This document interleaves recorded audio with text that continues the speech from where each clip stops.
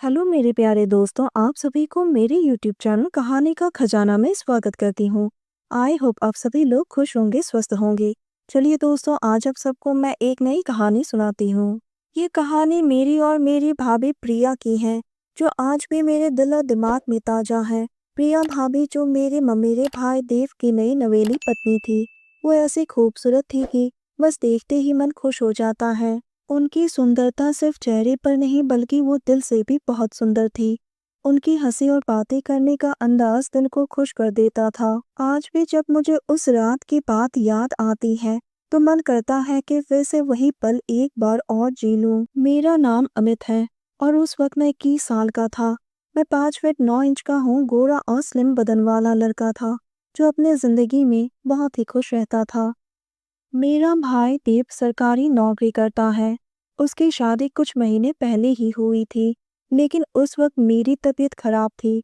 इसी वजह से उनकी शादी में नहीं जा पाया। एक दिन देव ने फोन किया और मेरी हाल चाल पूछा।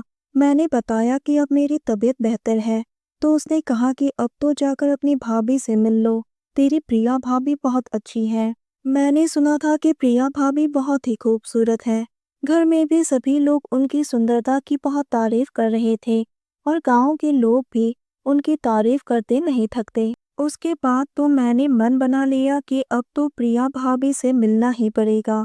फिर एक दिन मैंने अपनी बाइक उठाई और मैं देव के घर निकल पड़ा। घर में सिर्फ मामा मामी और प्रिया भाभी ही रहते थे।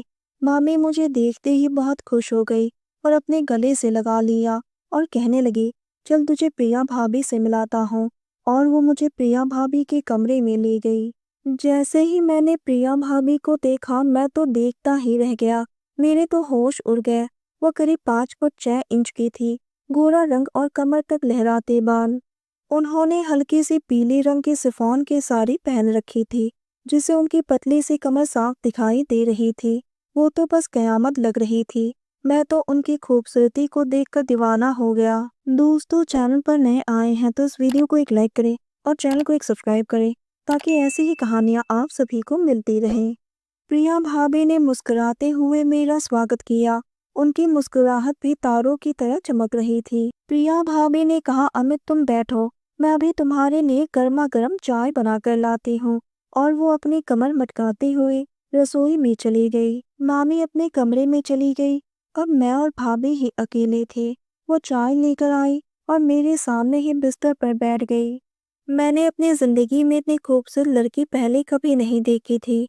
वो तो साक्षात मेनका लग रही थी। मैं तो बस यही सोच रहा था कि काश अगर ये मेरी पत्नी होती तो उसे छोड़कर मैं कभी नौकरी पर नहीं जाता। पता नहीं भाई कैसे चले गए। मेरा ध्यान उनसे हट ही नहीं रहा था। भाभी शर्माते हुए बोली, ऐसे क्या देख रही हो देवर जी? मैंने बड़े प्यार से कहा, भाभी आप तो इतनी सुंदर है, ऐसा लग रहा है जैसे आज मैंने किसी मेनका को देख लिया है। वो हंसते हुए बोली, आपका बहुत बहुत धन्यवाद देवर जी। वैसे आप भी बहुत हैंडसम हो।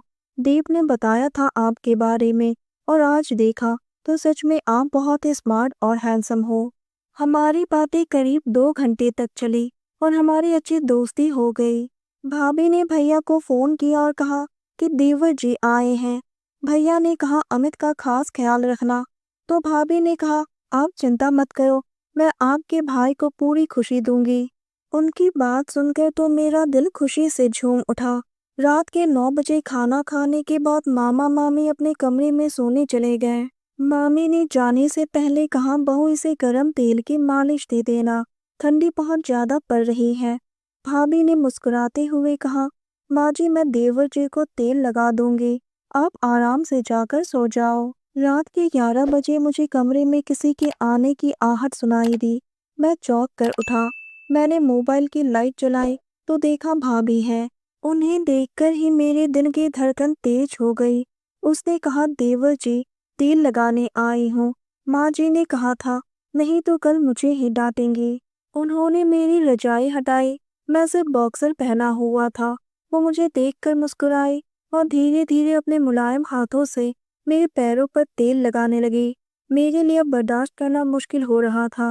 उसके बाद भाभी अचानक से उठी और दरवाजा बंद कर दिया और बोली, बाहर से ठंडी हवा आ रही है। मैं बस उन्हें ही देख रहा था और मन में सोच रहा था कि आज मेरा सपना सच हो जाए। धीरे धीरे भाभी जागों पर तेल मालिश करने लगी और शरारती अंदाज में बोली, और कहाँ तेल लगाना है देवर जी? मैंने भी उनकी आंखों में देखकर मुस्कुराते हुए कहा, आपका जहाँ दिल करे लगा दो। तेल मालिश करते करते हम दोनों कब इतने करीब आ गए, हमें पता ही नहीं चला। और मैंने धीरे से उनके होठों को चूम लिया और उसकी गोरी पीठ को सहलाने लगा। उन्होंने कहा, अब बस और मत तड़पाओ। उसके बाद हम दोनों वो सब में बिजी हो गए। उनके गोरी बदन से निकली हुई भीनी भीनी परफ्यूम की महक मुझे मदहोश कर रहा था। वो भी मेरा साथ दे रही थी। एक प्यारी सी मधुर ध्वनि पूरे कमरे में गूंजने लगी। उनका चेहरा लाल हो गया था। ठंडी में भी गर्म तेल की मालिश की वजह से मुझे पसीना आ गया था।